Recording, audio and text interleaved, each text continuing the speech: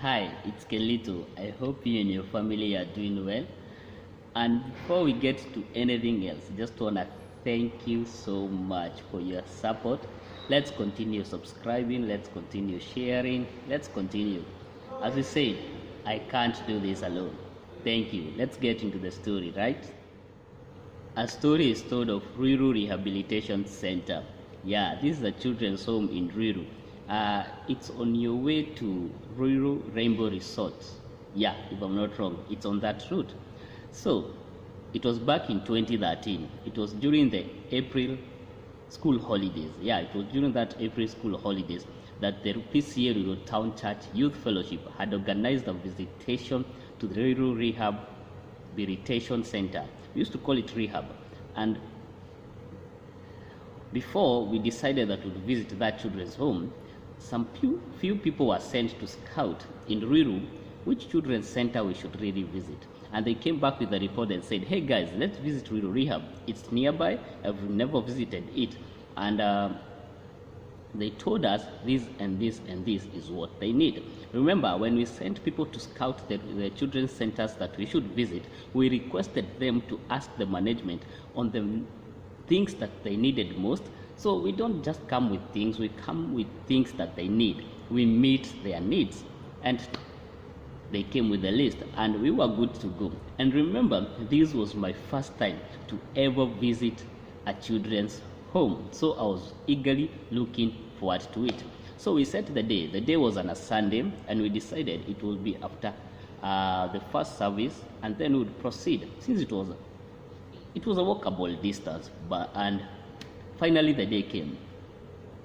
Previous Sunday, the church minister had announced that the youth are going to visit a children's home. So if any member of the church had anything to offer, they should bring it the following Sunday, now the day we are going to visit, during the first service, since we will go after the first service. And yeah, Sunday came. After the first service, we had items to take to the kids, and we were very, very, very pleased with the contributions. So we organized ourselves outside the church in the hall, and we decided on our means to go there. Since we had a lot of things to carry, we decided to take one of the matatus from the stage, which is nearby the PC Ruiru Town Church, and head to Ruiru Rehab. So here we are. We gather in the matatu. We head towards the Ruiru Rehab Center. We arrive. We got a very warm reception. So our youth chairman and our youth organizer had gone to meet the management as we were settling in, and they were told that you guys, we have other guests around, and you guys can incorporate with them and do the activities and have fun with the kids. And these people were from Ghetto Radio. They were Ghetto Radio fans. So the chairman came and told us, guys, no, we are not alone. We have people from Ghetto Radio fans, and we're gonna mix with them and do the activities together so that we have fun with the kids and enjoy our day to the fullest. And yeah, everybody agreed. So here we are seated in the compound, and when we were seated, I think there was a trench, a shallow trench, and we were seated on opposite side. The PCA Ruiru Town Youth was on one side, and the Ghetto Radio fans on the other side. And approximately, if I can recall, we were more than 50 people.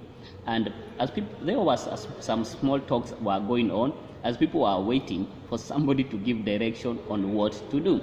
So my youth chairman and my coordinator stepped aside, and they were discussing a few things. Obviously, I don't know what they were discussing. And then I saw them call one of the ladies from the youth. And as they talked, you could tell the mood that the lady came back to join the group. The chairman and the coordinator's face were like, it's like things had not gone how they had planned. So now I had a tap on my shoulder. Hey Ken, can you come please? Okay, I followed the chairman.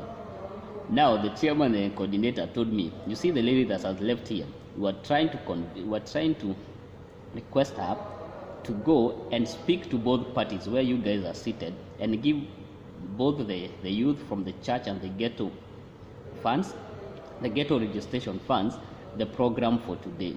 And she said she's feeling a little scared since this is a new audience, and now we are requesting you to do it. I was like, whoa.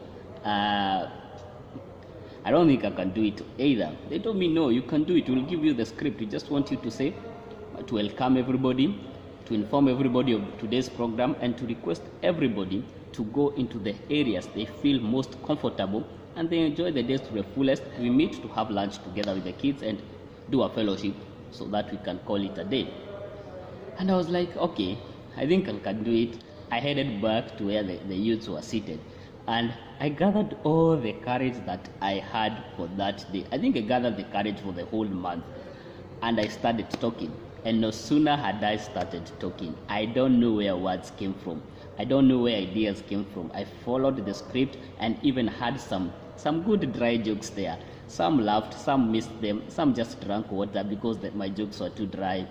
And yeah, finally everybody settled in. We went to where those who were comfortable with cooking went to the kitchen. Those who were comfortable with doing the cleaning, the laundry, those who were comfortable in maintaining the compound, we all started getting to eat, hitting the ground, and we took some kids with us, and those who had nothing to do, they went to play with the kids, and you can bet where I was. So, and we had fun, and after the day ended, the lady got cold feet and felt she couldn't talk to the group. Said, it was so easy, next time I think I'll do it. Now guys, from that day, whenever there was an opportunity in a new environment where information needed to be voiced out, the youth always picked me, and that's how they built my confidence, and that's how I ended up speaking in public for the first time. So maybe you're there. People have been seeing something in you. They are telling you there's something in you, and please do this, do this, do this. And you feel cold feet. Yeah, it's normal to get afraid. It's normal to get scared. But you never know. Take the first step. You never know where it leads. Take the first step. So, in whatever that you want to do, take the first step. What's the worst that can happen? That's a question I always ask myself.